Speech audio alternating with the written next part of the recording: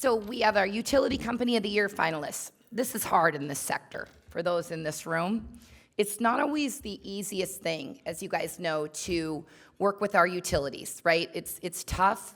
You take a deep breath. It's kind of, I suppose, city council and mayors, the back and forth. They probably think it's tough working with the mayors, and city council think it's tough, back and forth. And we feel the same way. Utilities, there is so many utilities in the Commonwealth that are working really, really hard to try to make things work. It doesn't always show in the way that we want it to. It doesn't always look the way that we want it to. But we're all in the same room and we're all at the same table. And I think that's something that our organization tries to remember. And that's not always easy, and most of you know that are in this room, and you know that struggle every day, and it can be difficult. But we're appreciative of them, and we need each other to make that work, and it's something that we try to reiterate over and over again, that we're all coming together at the table. We just reach those end goals differently. So I appreciate what they're doing and how hard they work. We have our finalists as National Grid, Braintree Electric Light, Wellesley Municipal Light, Concord Municipal Light, Marblehead Municipal Light. Boy, our board really got these municipal lights out, didn't they? They're doing good work. Reading, Holyoke Gas and Electric, Josh, Taunton, Peabody Municipal Light, Westford Gas and Electric, and Danvers Electric Department. All of these utilities, especially our municipals and light, we don't often get the chance to talk about them, and we had the chance to see most of them. And I want to say that we often forget about that. We hear our Unitels, our National Grids, and our Eversources, but it takes all of us. And we realized that when we went to Holyoke. And the winner of this award is being accepted, as it's kind of known now who's going to win it. But Holyoke Gas and Electric is the winner of this year's award. And I want to say something before. They could not make it tonight, and it's something they really, really, really wanted to do, but they're busy saving all of Holyoke Electric. Their bills are low for a reason. And so I want to make it a point that if you guys are not familiar with what they're doing out there in Holyoke, Josh had said to us, we need to bring businesses back to Holyoke. People need to understand what we are doing in the city. And I wish all of you could have the opportunity, and you can just by getting in your car and driving. What's it, only like 2 hours? Not. Oh, okay, that's without traffic. Let's be real. This is always with traffic. But yeah, 2 hours, hour and a half, right, Stephen, to get out there. And they have not only the lowest rates in the state, this is deliberate. And I need you guys to really understand that when utilities come to the table, very rarely are they saying, we need to keep these rates low. We need to help our residents, and we need to help our commercial businesses, and we need to help Josh bring back businesses to Holyoke. And one way they do that is by keeping these rates consistently low. And I know Mr. Sullivan's going to come up and accept this for them and speak for them, and I appreciate that if you could make your way up here. And then one thing I do want to say too, Holyoke Gas and Electric, they can raise their rates at any time. They are so much lower than anyone in the state consistently. This isn't, it's up and down. When everybody goes to the table and determines if they're gonna raise rates, and most of you in this room know what happened with us, and for those of us in Newburyport, you know what's happening this winter, but not by your permission, Sean.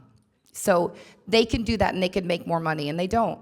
And they lose millions that they could pocket, and they don't. And they do that because it's important to them. So thank you. They're much deserving of this award. Thank you.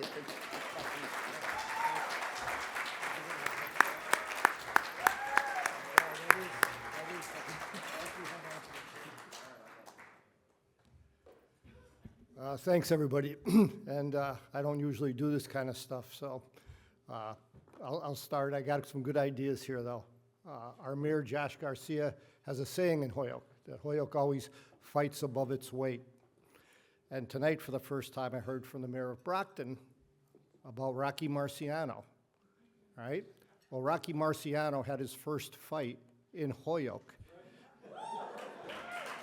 at the Valley Arena on St. Patrick's Day, March 17th, 1947, where he knocked out Les Epperson in the third round, who played football with my dad.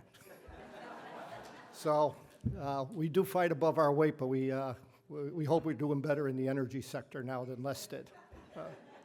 And for me, it's an honor to be here also, because the last time I was here, I was a freshman at Bentley College, and I was in the basement for 4 hours, and that was in 1973. So, but just a quick couple of notes on behalf of Holyoke Gas and Electric, on the city of Holyoke. We're very honored to receive this award. The people at the Holyoke Gas and Electric, Jim Lavelle, work very hard. They're very passionate at what they do. And I'm glad to hear that there were so many other municipal utilities involved also. I think that's something very important that we really have to, and especially this coalition, to continue lobbying and to continue protecting these municipal plants. It's very important. They're much more responsive, they're quick, they're innovative, and they can get things done much faster in the energy sector. Holyoke itself right now is 87% carbon-free.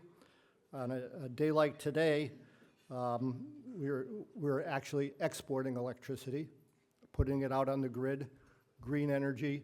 We're 50% hydro, 50 megawatts of hydro, 18 megawatts of solar, and 8 megawatts of battery storage. So those are pretty good numbers for a place like Holyoke.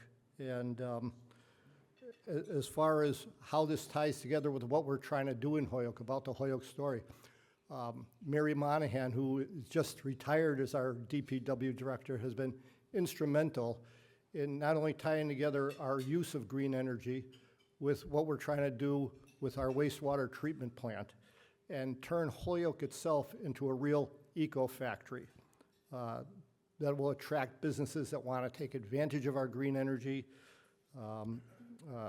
adding further to the things we'll be able to do both with the hydropower, with our green energy, tying this together with our wastewater treatment facility.